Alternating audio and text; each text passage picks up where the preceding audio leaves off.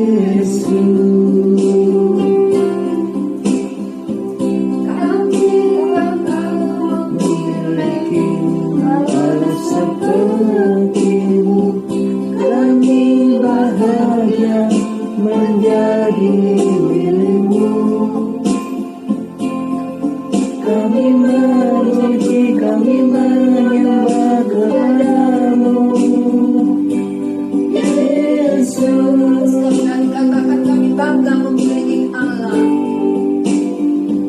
Kami bangga memiliki Allah seperti-Mu. Kami bahagia menjadi milik-Mu. Kami muliakan, kami tinggikan, kami agungkan nama-Mu Yesus. Sekali lagi katakan, kami bangga Tuhan. Kami bangga memiliki Allah seperti-Mu. Kami bahagia menjadi milik-Mu. Kami memuji, kami menyembah kepada-Mu Yesus.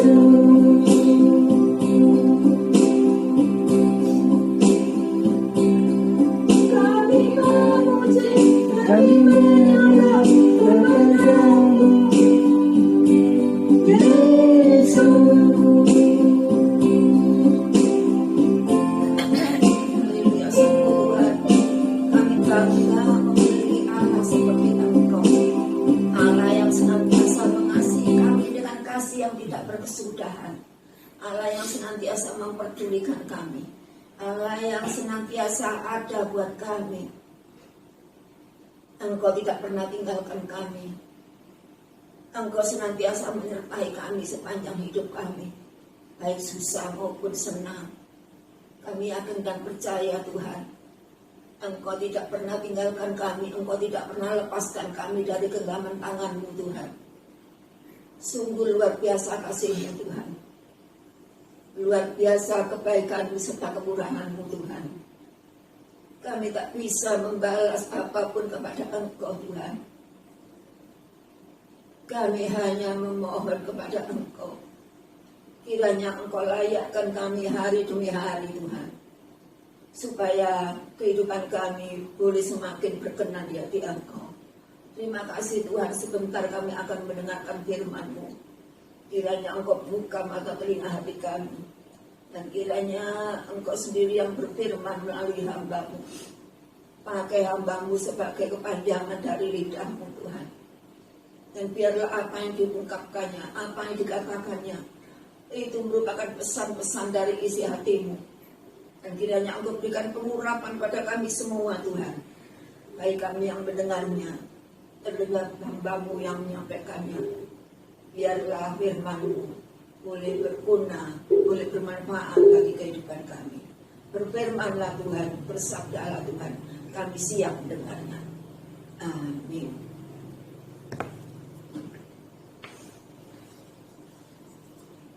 Ya, kita akan mendengarkan firman Tuhan. Dan kita tahu bahwa pada tanggal 13 yang lalu kita memperingati hari kenaikan Tuhan Yesus ke surga. Saudara, kita patut bersyukur, kita patut berterima kasih kepada Tuhan. Mengapa? Sebab kita bangga memiliki Allah seperti Yesus Kristus. Mengapa? Sebab Yesus yang kita sembah bukanlah Allah yang hanya mengasihi kita. Bukanlah Allah yang hanya mengajarkan tentang hal-hal yang baik saja. Tetapi kita tahu bahwa Dia, yaitu Yesus, rela mati bagi saudara dan saya. Rela mati karena dosa-dosa saudara dan saya. Kemudian bangkit dari kematian dan naik ke surga. Dan memang kita tahu bahwa Yesus berasal dari surga. Di dalam Yohanes 7 ayat yang ke-29. Dan juga Yesus adalah penguasa surga. Dikatakan di dalam Yohanes 8 dan ayat 23. Matius 28 ayat 18, Yesus berkata, kepadaku telah diberikan segala kuasa di surga dan di bumi. Ini membuktikan bahwa di surga maupun di bumi itu ada dalam kekuasaan Yesus, kekuasaan Allah. Nah, sekarang saya mau bertanya, apa tujuan Yesus naik ke surga? Sebagai orang Kristen, saudara dan saya harus mengetahui hal ini. Nah, kita akan baca di dalam Yohanes 14 ayat yang ke-2b. Yohanes 14 ayat yang ke-2b. Dikatakan di situ, aku pergi ke situ. Ke situ mana yang dimaksudkan di sini? Yaitu ke surga. Untuk apa? Untuk menyediakan tempat bagimu. Nah, menyediakan tempat bagimu. Buat apa Yesus menyediakan tempat bagi kita? Dikatakan ayat yang ketiga, supaya di tempat di mana aku berada, kamu pun berada. Berarti Yesus menghendaki supaya dimanapun Yesus berada, di situ pun kita juga berada.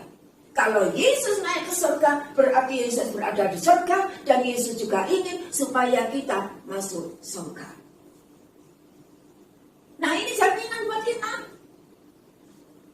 Kemudian tinggal bersama Yesus dan Allah Bapa di surga dalam kemuliaannya.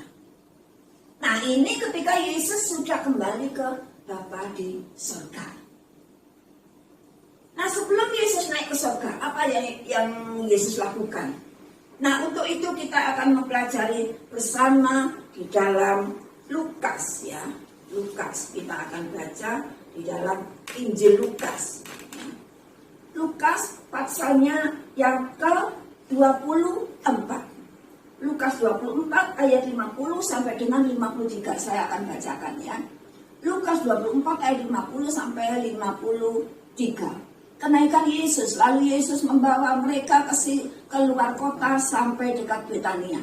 Di situ ia mengangkat tangannya dan memberkati mereka. Dan ketika ia sedang memberkati mereka, ia berpisah dari mereka dan terangkat ke surga. 52, mereka sujud menyembah kepadanya, lalu mereka pulang ke Yerusalem dengan sangat bersukacita. 53, mereka senantiasa berada di dalam bait Allah dan memuliakan Allah. Sekarang kita lihat ayat yang ke-50. Di situ ia mengangkat tangannya dan memberkati mereka. Ya. Ini yang Yesus kerjakan, yang Yesus lakukan sebelum Yesus naik ke surga. Ya. Dikatakan di sini, ia mengangkat tangannya dan memberkati mereka. Ya. Dan memberkati mereka. Saudara mau berkat? Saudara mau berkat? Nah, kalau bicara soal berkat, tidak usah ditanya. Tidak usah ditanya, pasti semua dengan senang hati, dengan tangan terbuka, siap menerima berkat-berkat Allah. Setuju? Setuju. Yang setuju katakan amin dengan keras. Setuju? Amin. Nah, puji Tuhan, sangat setuju. Kalau ditawari berkat, sangat setuju. Ya. Nah, ada beberapa hal yang perlu kita pelajari tentang berkat. Apa sih berkat itu? Ada beberapa hal yang perlu kita ketahui tentang berkat. Berkat adalah karunia Allah yang membuat semua usaha dan pekerjaan kita itu berhasil. Dalam tanda petik, tentunya yang berkenan di hati Tuhan. Berkat Allah adalah karunia Allah yang diberikan kepada kita, yang membuat semua pekerjaan kita, yang membuat semua usaha kita berhasil. Yang kedua, berkat Allah merupakan kehadiran Allah di dalam kehidupan kita. Berkat Allah merupakan kehadiran Allah dalam kehidupan kita. Yang berarti bahwa berkat Allah itu adalah penyertaan Allah dalam kehidupan kita. Matius 28 ayat 20b. Penyertaan Allah dalam kehidupan kita sepanjang hidup kita. Itu merupakan berkat yang luar biasa. Kemudian yang ketiga, pemberian Allah berupa kekuatan. Ini juga merupakan berkat Allah. Pemberian Allah berupa kuasa.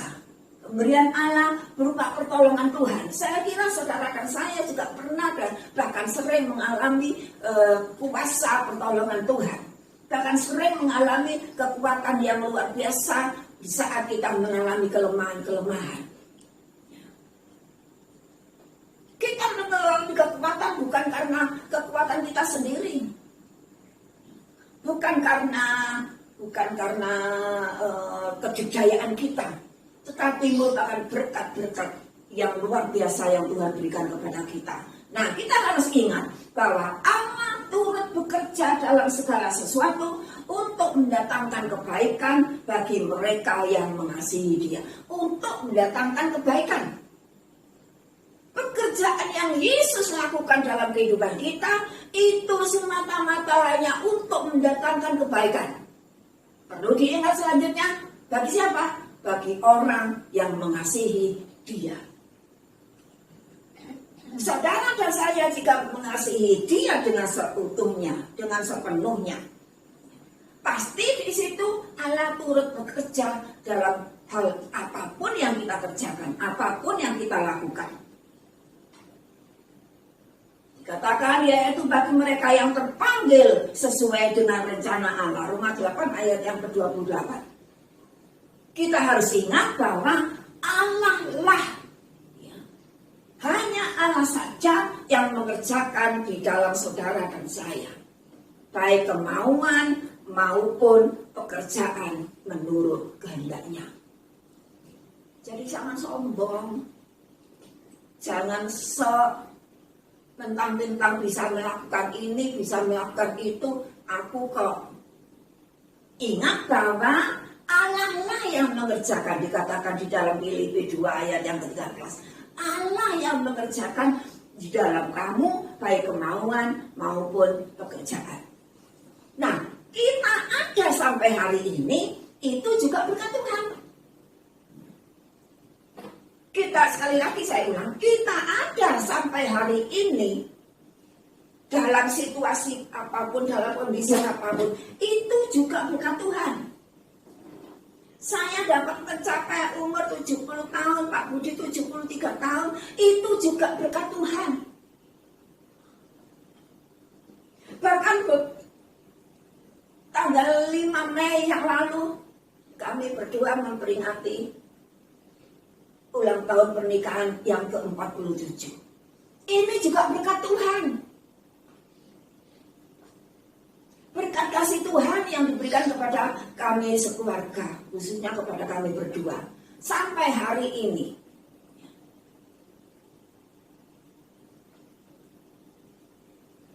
Ini adalah anugerah yang Tuhan berikan kepada kita, kemurahan Tuhan yang diberikan kepada kita.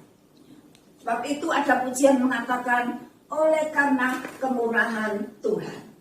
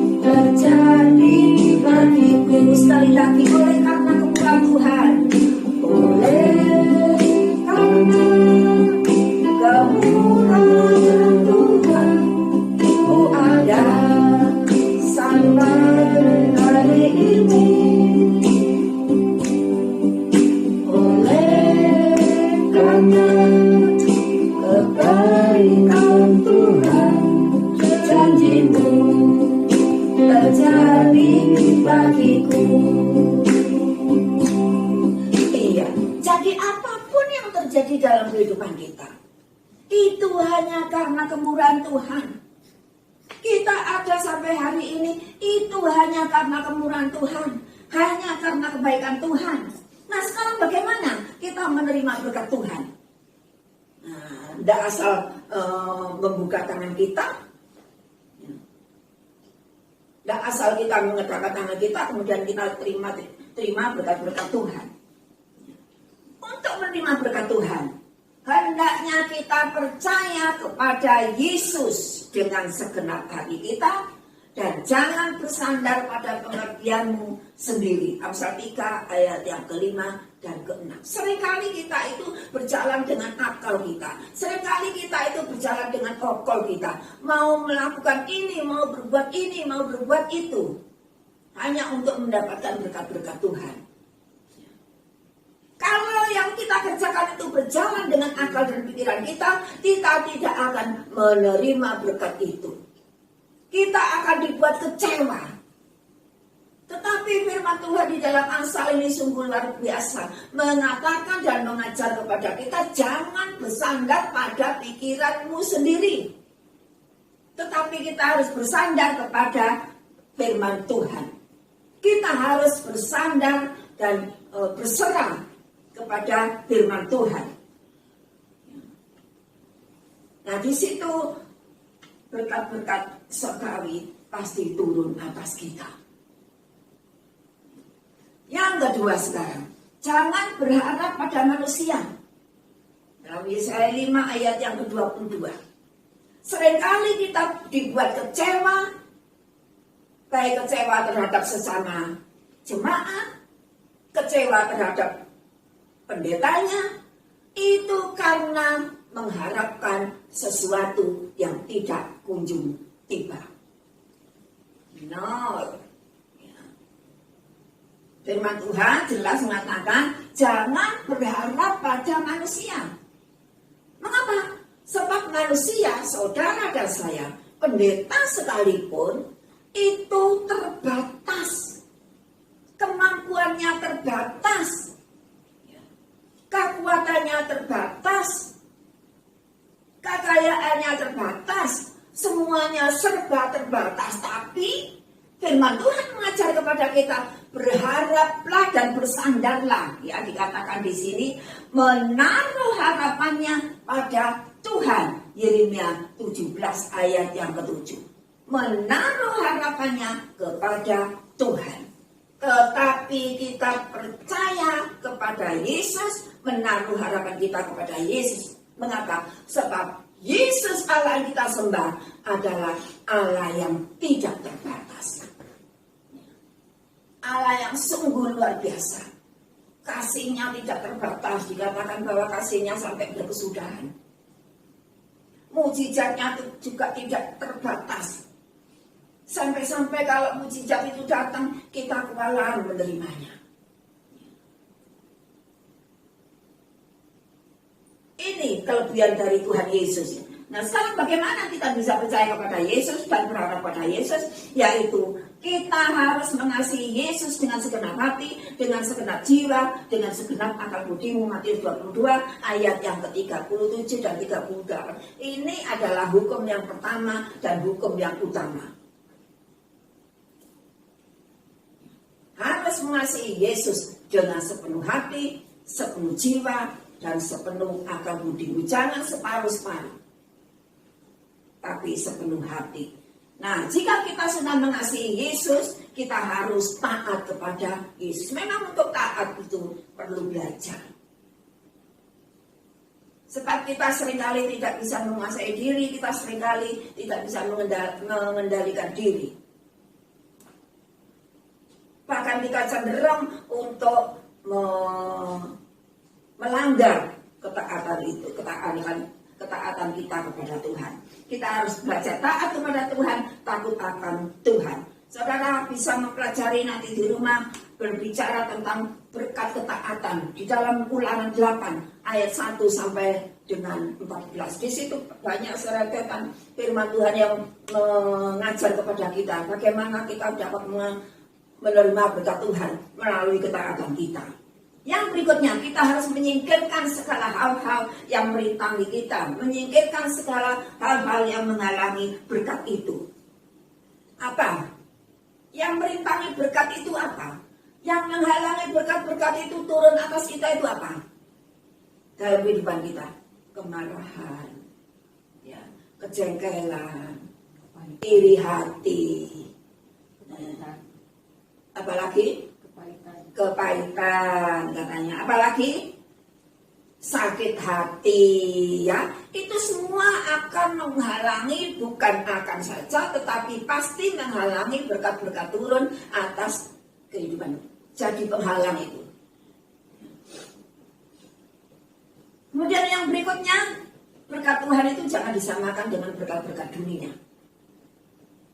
Yang sifatnya berkat dunia itu hanya menyangkut hal-hal yang materi. Berkat dunia hanyalah yang menyangkut hal-hal yang menyenangkan dan sifatnya itu hanya sementara.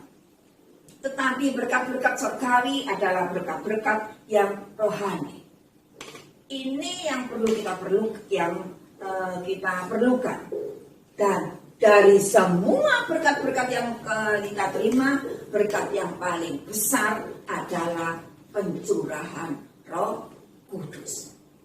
Nah, sekarang tanggal 23 Mei kita masuk ke hari pencurahan Roh Kudus. Ini saya ropel ya. Untuk kenaikan Tuhan tanggal 13 Mei. Dan sekarang kita masuk ke pencurahan Roh Kudus tanggal 23 Mei. Ini adalah berkat yang terbesar dalam kehidupan kita. Berbicara soal Roh Kudus, ada dua versi di sini. Yang pertama adalah pencurahan Roh Kudus itu berbicara tentang berbahasa roh, ya. Tetapi di sisi lain berkat Roh Kudus adalah yang berbicara mengenai dalam kehidupan kita sehari-hari.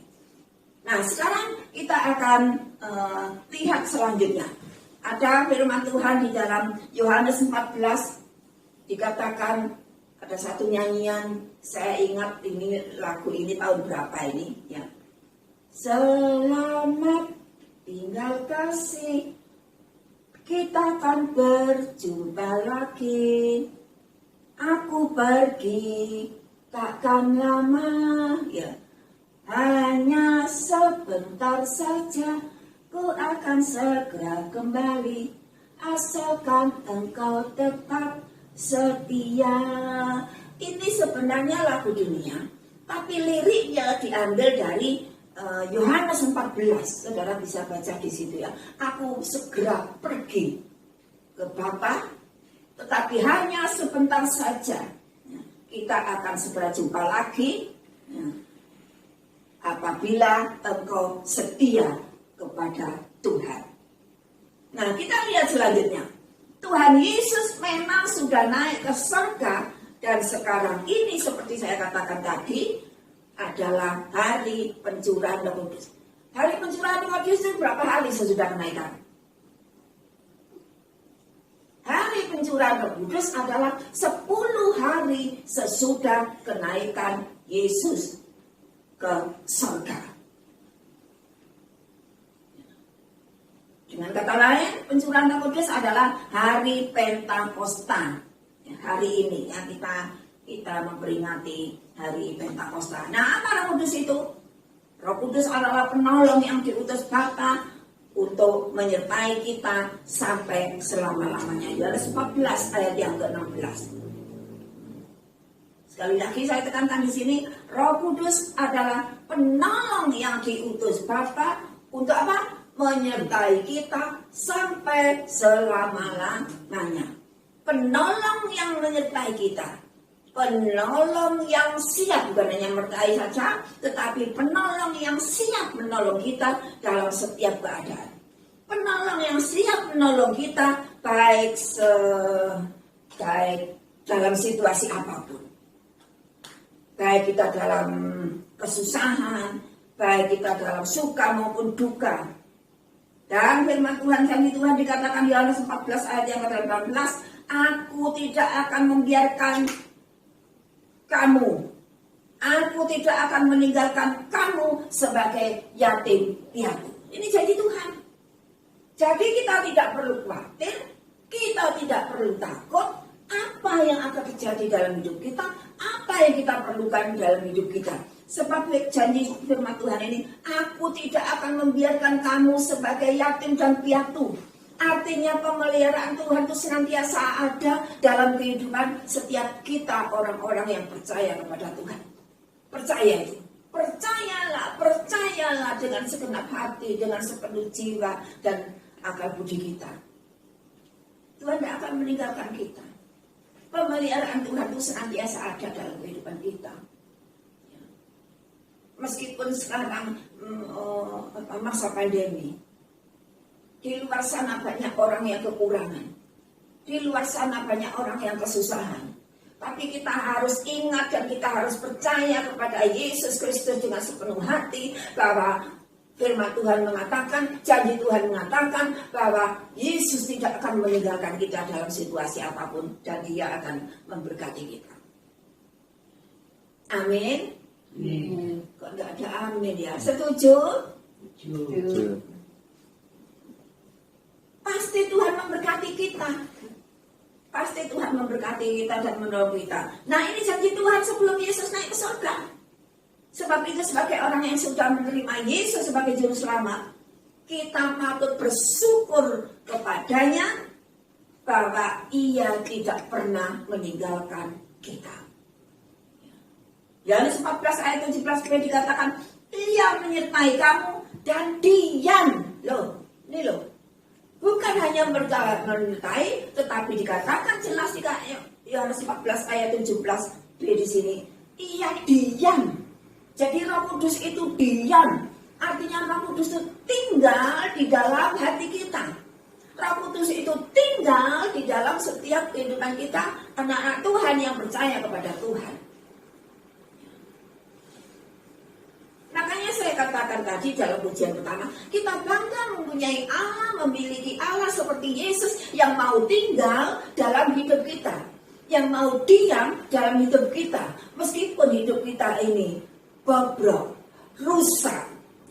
Tetapi Yesus tidak memilih tempat tinggal yang indah, Yesus tidak memilih tempat tinggal yang mewah. Sejelek apapun, tetapi kalau kita tuh percaya kepada Tuhan, bersandar kepada Tuhan, Yesus mau tinggal dalam hati kita. Yesus mau tinggal dalam kehidupan kita. Ia tidak pernah tinggalkan kita. Yesus tidak pernah meninggalkan kita, ini janji Tuhan. Tetapi,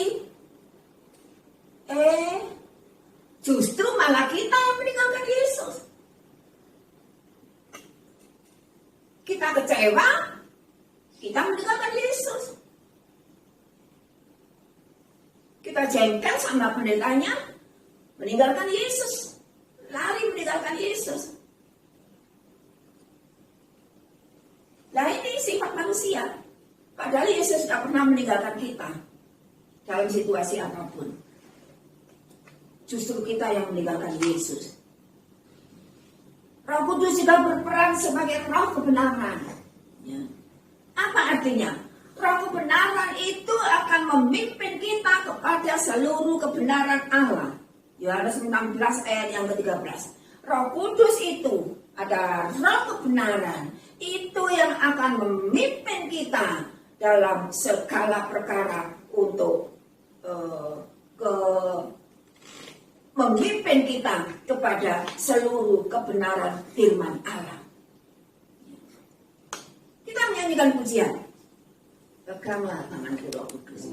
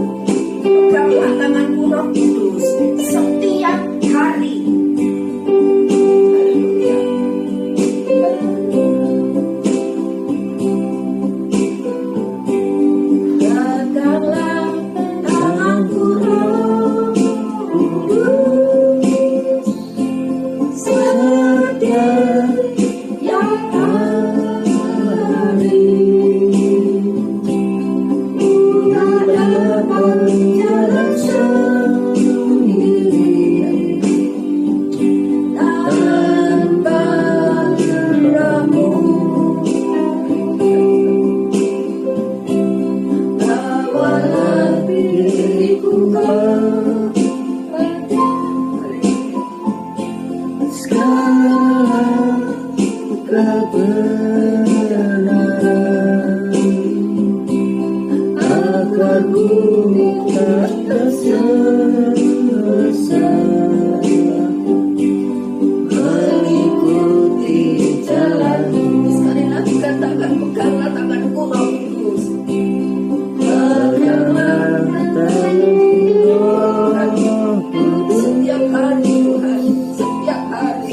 setiap hari.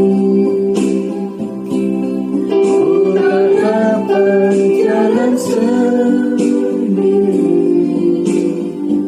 Tanpa tanpa Roh-Mu. bawalah di Bawalah diriku kepada jalan kebenaran,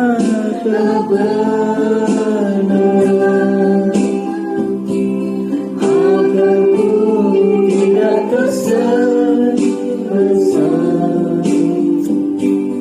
mengikuti jalanmu. sekali lagi peganglah tanganku Roh Kudus.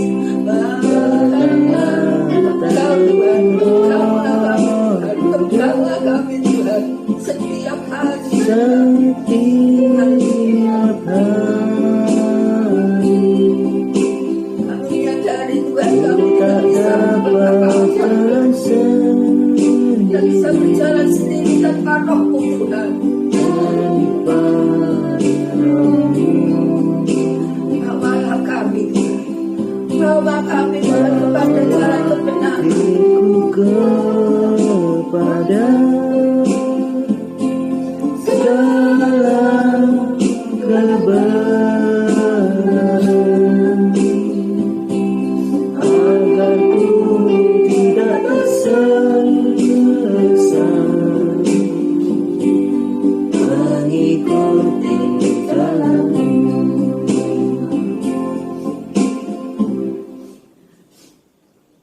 Roh kebenaran, yaitu Roh Kudus, selalu memberikan pengajaran-pengajaran yang benar. Roh kebenaran, Roh Kudus selalu memberikan pengajaran-pengajaran yang dari Allah sendiri. Pengajaran-pengajaran yang benar itu diberikan kepada kita untuk kita jalankan, untuk kita kerjakan dalam kehidupan kita ini. Yohanes 14 ayat 26.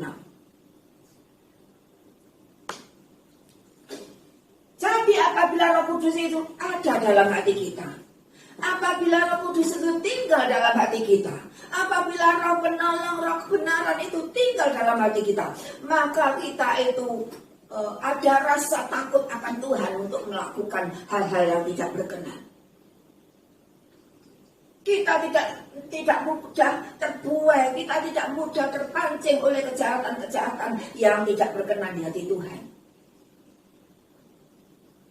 Kita tidak mudah terpancing oleh dosa yang membawa kita jauh dari Tuhan. Sebab Roh Kudus itu selalu mengingatkan kita. Sebab Roh Kudus itu senantiasa akan memberikan pengajaran-pengajaran yang benar, memberikan pengajaran-pengajaran yang baik kepada kita. Roh Kudus itu senantiasa menegur kita, senantiasa mengingatkan kita. Roh Kudus senantiasa menuntun kita kepada kehendak Allah. Ini pasti. Jika kita memberikan kesempatan kepada Roh Kudus untuk tinggal dalam hati kita, kita memberi kesempatan kepada Roh Kudus untuk Roh Kudus diam dalam hati kita, maka Roh Kudus itulah yang akan menegur kita, mengingatkan kita, memimpin kita, menuntun kita kepada segala jalan kebenaran. Sehingga kita tetap dalam jalur firman Tuhan. Kita tetap di dalam koridor-koridor firman Tuhan. Sehingga kita dapat berjalan, tidak lagi menyimpang ke kanan dan ke kiri, tetapi kita dapat berjalan menurut kehendak dan rencana Tuhan. Sebab itu kita harus tetap menjaga hubungan kita dengan Tuhan. Kita harus tetap menjaga komunikasi dengan Tuhan. Hubungan kita dengan Tuhan Yesus Kristus jangan sampai putus oleh situasi apapun. Oleh keadaan apapun yang mungkin menyedihkan, yang mungkin tidak menyenangkan, yang mungkin membuat kita itu kecewa. Jangan sampai hubungan kita dengan Tuhan itu putus.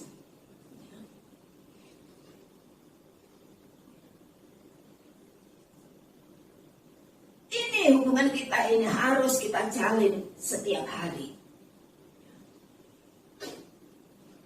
Mengapa? Sebab tanpa Roh Kudus jalan kita pasti tidak bisa lurus.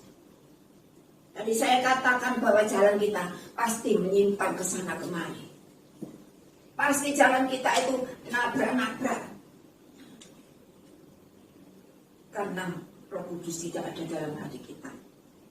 Ketika Yesus hendak naik ke surga, ia berkata di dalam Yohanes 16 ayat yang ke-7, namun benar yang kukatakan ini kepadamu, adalah lebih berguna, lebih baik jika aku pergi. Loh, itu sebabnya Allah itu, Yesus itu mengatakan, lebih baik aku pergi dan naik ke surga. Sebab kalau aku tidak pergi, tidak naik ke surga, dikatakan di sini, sebab jika aku tidak pergi, penghibur itu tidak akan datang. Roh Kudus itu tidak akan datang. Roh penolong itu tidak akan datang. Roh kebenaran itu tidak akan datang menolong kita. Sebab itu Yesus katakan sebaiknya aku pergi. Supaya aku bisa minta kepada Bapa. Supaya Bapa mengutus roh penolong, yaitu Roh Kudus kepada kita. Di dalam Yohanes 14 ayat yang ke-26, tetapi penghibur yaitu Roh Kudus yang diutus oleh Bapa dalam namaku, dialah yang akan mengajarkan segala sesuatu. Guys, Bapak, dialah yang akan mengajarkan segala. Segala itu menyangkut semuanya, bukan hanya sebagian, tetapi segala berarti menyangkut semuanya, mengajarkan segala sesuatu kepadamu dan akan mengingatkan kamu akan semua yang telah kukatakan kepadamu. Roh Kudus, Roh penghibur, Roh penolong menyertai kita selama hidup kita. Selama kita masih percaya, berserah dan bersandar kepada Yesus, Roh Kudus itu senantiasa ada dalam hidup kita. Nah, inilah peran Roh Kudus. Dan peran Roh Kudus inilah yang kita yang perlu kita sadari. Peran Roh Kudus inilah yang perlu kita pahami. Peran Roh Kudus inilah yang perlu kita mengerti. Sebab semua yang kita kerjakan, baik kemauan maupun kehendak, itu adalah di bawah kendali Tuhan. Apa yang kita kerjakan, semua ada di bawah kendali Roh Kudus. Filipi 2 ayat yang ke-13. Dan Roh Kudus itu juga menginisiatifkan saudara dan saya, jika kita akan masuk ke dalam dosa. Jika kita mulai terpancing, jika kita mulai terjebak oleh hal-hal yang tidak berkenan, Roh Kudus itu mengingatkan kita untuk kembali kepada jalan yang benar. Sebab itu pada pagi hari ini, kita bersyukur kepada Tuhan dengan kenaikan Yesus ke surga. Yesus minta kepada Bapa untuk mengutus Roh Kudus sebagai penolong. Menolong kita dalam setiap saat, menolong kita dalam setiap persoalan apapun.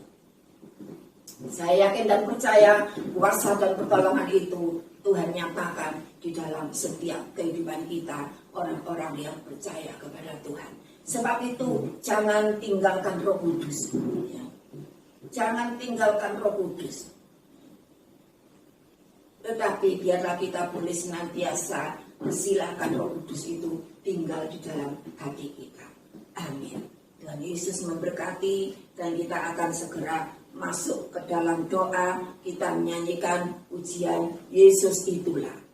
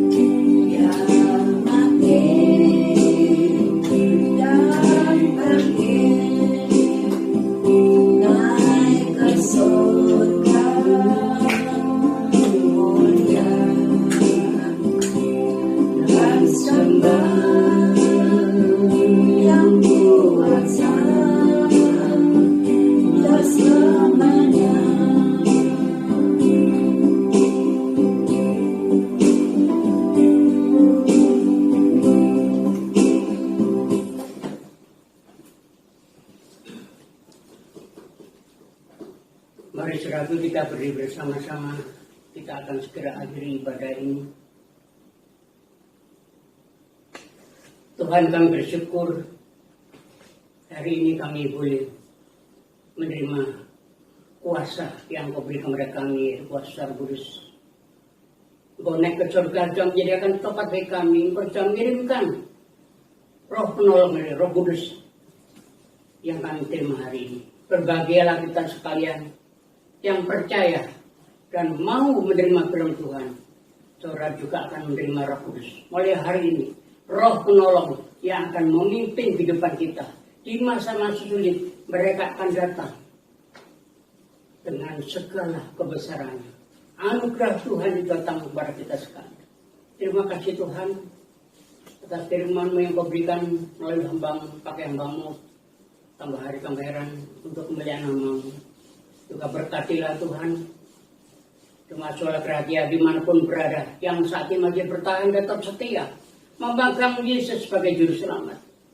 Berbahagialah kita sekalian, karena tidak ada satu yang menjamin kehidupan kita, yaitu hanya Yesus Kristus Allah kita semua. Terima kasih Bapa, Engkau yang akan menyertai kami Tuhan, sampai kapanpun Engkau akan datang balik.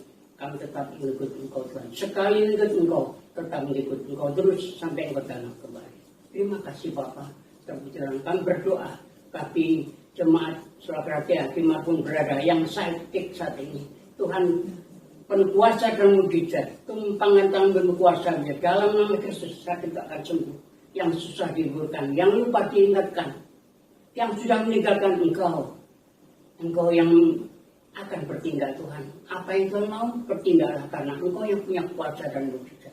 Terima kasih Tuhan, kami berbahagia. Yang masih bertahan kami berbahagia dan bersyukur. Terima kasih Bapak. Kami juga berdoa bagi setiap rumah tangga. Cuma surat kerja dimanapun berada. Berkati Tuhan, berkat Tuhan melimpah, menyertai, tidak akan berkekurangan. Semuanya berkecukupan. Karena limpahan Tuhan itu ada bagi kami orang yang percaya Tuhan. Terima kasih Tuhan, terpujilah. Berkati setiap usaha yang dikerjakan. Baik yang anak-anak yang sekolah juga Tuhan. Meskipun mereka masih di rumah, Kau memberkati dengan segala hikmat-Mu. Supaya mereka tetap ada di dalam nama Tuhan. Berkati kepala rumah tangga, bapak-bapak, ibu-ibu, semuanya anak-anak semua diberkati. Semuanya tetap ada di dalam nama-Mu. Terima kasih kami juga berdoa bagi bangsa dan negara kami Tuhan. Presiden kami Joko Widodo dan wakilnya juga para menteri, kabinet semuanya, abri kepolisian Tuhan, pejabat dari pusat sampai daerah. Jangan beri kesempatan mereka untuk melakukan korupsi Tuhan.